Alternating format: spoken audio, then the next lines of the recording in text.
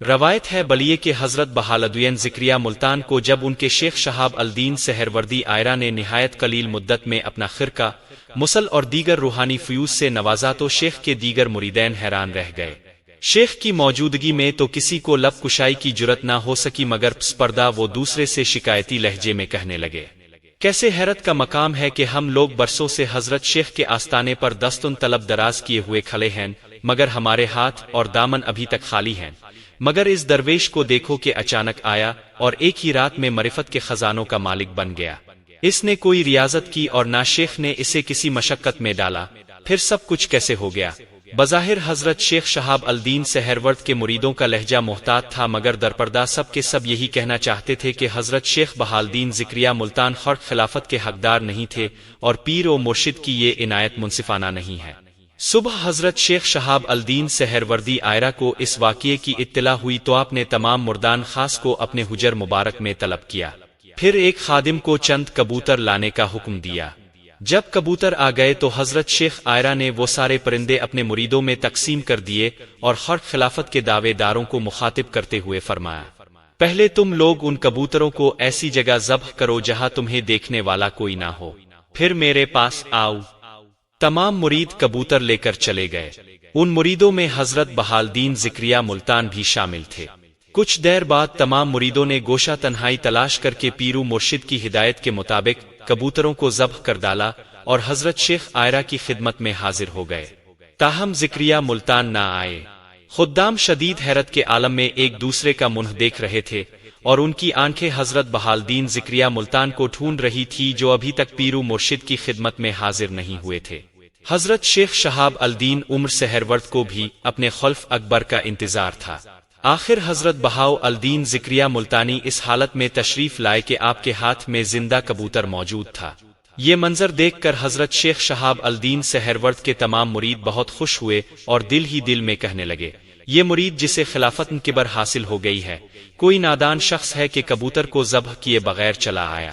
اب یہ پیرو مرشد کے غضب سے محفوظ نہیں رہے گا اور جو دولت عظمیٰ اسے کسی مشقت کے بغیر راتوں رات حاصل ہو گئی ہے، یکایک سلب ہو جائے گی۔ ابھی حضرت شہاب الدین سہروردی آئرہ کے مردان خاص یہ سوچ ہی رہے تھے کہ حضرت شیخ ان سے مخاطب ہوئے، تم لوگوں نے میری ہدایت کے مطابق ان پرندوں کو ذبح کیا ہے، شیخ محترم، اس میں کیا شک ہے؟ تمام مردان خاص نے بیک زبان عرض کیا، ہم تو پیرو مرشد کی نافرمانی کا تصور بھی نہیں کر سکتے۔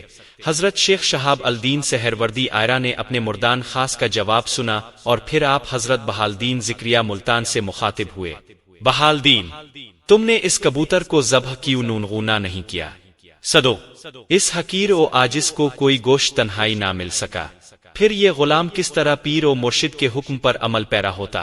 حضرت بہالدین ذکریہ ملتان نے نہایت عاجزانہ لہجے میں عرض کیا، اور تم بہت دیر سے بھی آئے۔ شیخ کے سوال کے جواب میں حضرت بہاولدین ذکریہ ملتان نے عرض کیا، اگر یہ غلام ساری زندگی جستجو میں گزار کے آتا تب بھی اس عاجز کا یہی جواب ہوتا، پوری کائنات میں کہیں کوئی گوشت تنہائی موجود نہیں ہے۔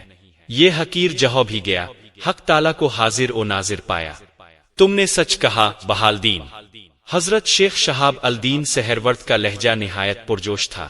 پھر آپ نے اپنے مردان خاص کی طرف دیکھ کر فرمایا، اور تم لوگوں کو اتنی جلد گوشت تنہائی میسر آ گیا؟ مردان خاص کی گردنیں ندامت سے جھک گئیں۔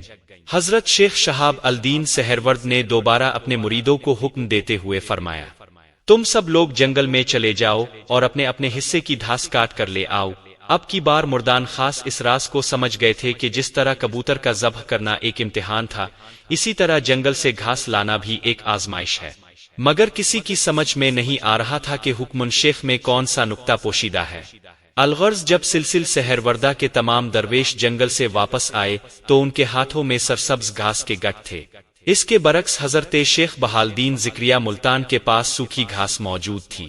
حضرت شیخ شہاب الدین سہرورد نے اپنے دوسرے مریدوں سے پوچھا، تم یہ ہری بھری گھاس کیوں لائے؟ سرسبز گھاس نظروں کو اچھی لگتی ہے، اس لیے ہم شیخ کے حضور بھی خوبصورت اور پسندیدہ چیز لے آئے۔ تمام مریدوں کا کم و بیش ایک ہی جواب تھا، اور بہالدین، تم یہ خشک گھاس کس لیے الفاٹے لائے؟ آخر میں حضرت شیخ شہاب الدین سہرورد نے اپنے خلف اکبر سے دریافت کیا، صدو جنگل میں سبز گھاس کی تو کمی نہیں تھی، مگر میں جہاں بھی گیا اسے آدن الہی میں مصروف پایا۔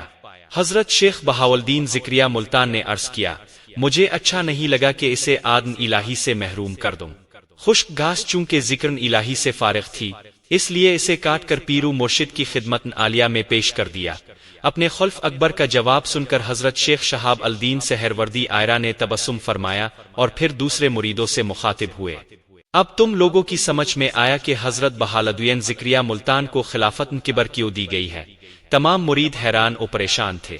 انہیں حضرت شیخ بہاولدین ذکریہ ملتان کے ذہن کی رسائی اور نکتہ آفرینی کا اندازہ تو ہو گیا تھا، مگر وہ پیرو مرشد کے سوال کا جواب دینے سے قاصر تھے۔